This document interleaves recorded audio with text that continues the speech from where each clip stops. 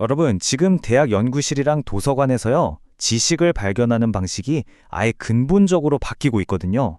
우리가 미처 알아채지 못하는 사이에 말 그대로 조용한 혁명이 시작된 거죠. 한번 상상해 보세요. 예전에는 선행 연구 하나 찾으려면 진짜 몇 주, 아니면 몇 달씩 복잡한 데이터베이스랑 씨름해야 했잖아요. 그런데 이제는요, 그냥 간단한 질문 하나만 툭 던지면 단 몇 분 만에 핵심 논문들이랑 주요 쟁점들이 쫙 정리돼서 나와요. 이 엄청난 변화, 도대체 어떻게 가능해진 걸까요? 자, 그럼 지금 도대체 무슨 일이 벌어지고 있는 건지, 이 새로운 패러다임이 뭔지 한번 제대로 파고 들어가 보죠. 여기서 중요한 게 뭐냐면요. 우리가 지금 얘기하는 게 그냥 구글 같은 검색 엔진이 아니라는 거예요. 이건 차원이 다릅니다. 지식을 그냥 찾아주는 게 아니라 이해하고요. 수많은 논문들의 관계를 구조화해서 연구 분야 전체의 지도를 쫙 그려주는 그런 개념에 훨씬 가깝습니다. AI 검색 엔진 컨센서스를 만든 에릭 올슨이 이런 말을 했어요. 모든 실험은 문헌조사에서 시작하는데 정작 중요한 발견은 실험에서 나온다고요. 그러니까 AI의 목표는 아주 명확한 거죠. 연구자들이 논문 뒤지는 데 쓰는 시간을 확 줄여주고 그 아낀 에너지로 진짜 창의적인 실험, 실제 발견에 집중하게 만들자는 겁니다. 자, 그럼 이 혁명이 연구자들한테 어떤 엄청난 가능성을 열어주고 있는지 그 약속들을 한번 살펴볼까요? 와, 근데 그 효과가 정말 드라마틱해요. 일단 연구 시작할 때 자료 찾는 시간이요, 말 그대로 몇 시간에서 몇 분 단위로 확 줄어들어요. 한 달 내내 자료만 붙잡고 씨름하던 대학원생이 이제는 단 하루 만에 연구 방향을 잡을 수 있게 된 거예요. 근데 이게 그냥 시간만 아끼는 문제가 아니에요. 신진학자들이 연구 시작하기가 훨씬 쉬워지고요. 심지어는 학계 바깥에 있는 산업 전문가나 정책 만드는 사람들까지 최신 연구 결과를 쉽게 볼 수 있게 되니까 말 그대로 지식의 민주화가 이루어지는 거죠. 바로 이 숫자가 이 AI 도구들이 얼마나 강력한지를 보여주는 겁니다. 우리가 그냥 이거에 대해 알려줘 하고 간단하게 질문을 던지잖아요.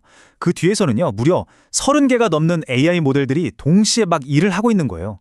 어떤 모델은 핵심 주장을 찾아내고 다른 모델은 근거 데이터를 분석하고 이런 식으로 각자 자기 역할을 하면서 협력해서 가장 정확하고 퀄리티 높은 답변 하나를 딱 만들어내는 거죠. 진짜 대단하지 않나요? 그리고 이게 무슨 한두 개 회사가 만드는 게 아니에요. 이미 거대한 생태계가 만들어지고 있습니다. 예를 들면 컨센서스는 논문에서 직접 증거를 찾아서 질문에 답해주는 데 특화되어 있고요. 스코퍼스 AI는 아주 신뢰도 높은 검증된 데이터만 가지고 탐색을 해줘요. 또 엘리시트 같은 경우는 아예 연구개발 과정을 자동화해주고요. 이렇게 각자 자기 전문 분야를 가지고 경쟁하면서 발전하고 있는 거죠. 하지만 이렇게 빠르고 편리한 세상 이면에는요, 연구자들이 정말 심각하게 걱정하는 아주 중요한 문제가 숨어 있습니다.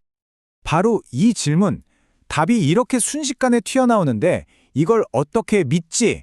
이게 바로 AI가 주는 엄청난 가능성에서 치명적인 위험으로 넘어가는 핵심적인 포인트입니다.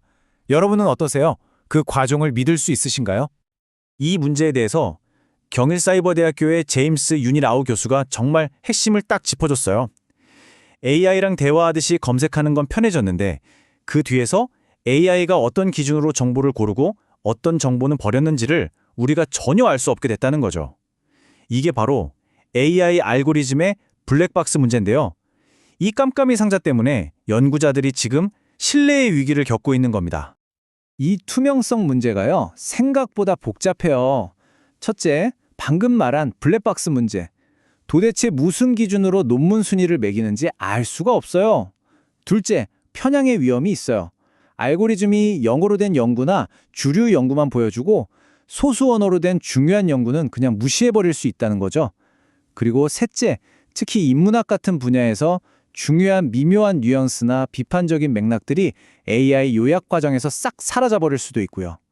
이 모든 게 학문의 근간을 흔들 수 있는 아주 심각한 문제들입니다. 자, 그럼 이런 장점과 단점이 명확한 새로운 세상에서 연구자들은 어떻게 살아남고 있을까요? 그들의 전략, 그 적응 방식을 한번 들여다보겠습니다. 이 부분이 정말 재밌어요. 핵심 연구 기술의 무게중심이 완전히 이동하고 있거든요. 예전에는 막 복잡한 검색 명령어, 불리한 연산자 이런 걸 잘 쓰는 검색 기술이 중요했잖아요. 근데 이제는 그게 아니에요. 얼마나 날카롭고 통찰력 있고 비판적인 질문을 던질 수 있느냐, 이 질문 기술이 연구자의 핵심 역량이 된 겁니다. 그래서 요즘 연구는 이렇게 진행돼요. 첫째, 아주 날카로운 질문을 먼저 만들어요. 둘째, 그 질문을 AI한테 던져서 연구 분야의 전체 지도를 쫙 그려보고요. 셋째, 그리고 이게 제일 중요한데 AI가 찾아준 결과들을 믿고 끝내는 게 아니라 반드시 원본 논문을 직접 찾아서 확인하는 거죠. 그리고 마지막으로 그걸 비판적으로 종합해서 자신만의 새로운 결론을 만들어내는 겁니다. 보시다시피 AI는 정말 강력한 조수지만 시작과 끝, 그 모든 중요한 판단은 결국 인간 연구자의 몫인 거죠. 자, 이 모든 이야기의 결론입니다. 이 변화가 우리에게 진짜 말하고자 하는 건 뭘까요? 아까 그 컨센서스 창업자 에릭 올슨이 이런 말도 했어요. 우리는 AI 과학자를 만들려는 게 아니다. 이 한마디에 모든 게 담겨 있죠. 이 기술의 목표는 인간 연구자를 대체하는 게 절대 아니에요. 오히려 인간의 능력을 훨씬 더 강력하게 만들어서 더 위대한 발견을 하도록 돕는 것, 그게 진짜 목표라는 겁니다. AI는 우리에게 속도를 줍니다. 하지만 방향은 인간이 제공해야 합니다. 기술은 그냥 도구일 뿐이에요.